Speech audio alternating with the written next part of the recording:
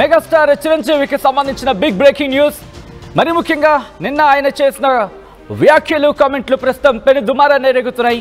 మరి ముఖ్యంగా ఆడవాళ్ళని కించపరుస్తూ ఆయన వ్యాఖ్యలు చేశారంటూ ఇప్పుడు మహిళా సమాజం, మహిళా సంఘాలు పెద్ద ఎత్తున విమర్శలు గుప్పిస్తున్నాయి.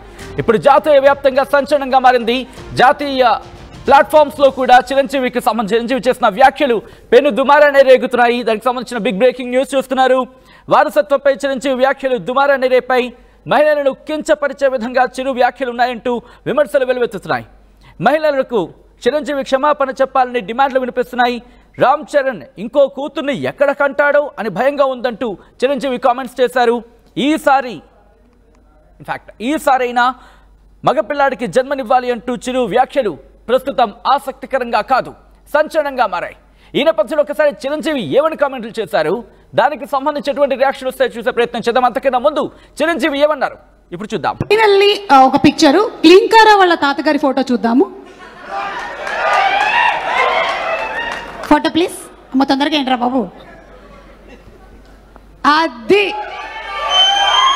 మేము ఇంకా ఫేస్ స్పష్టంగా చూడలేదు, కానీ విత్ ఆల్ ది మనవరాళ్ళు ఇంట్లో ఉన్నప్పుడల్లా నాకు మా గ్రాండ్ డాటర్స్ ఉన్నట్టు ఉండదు.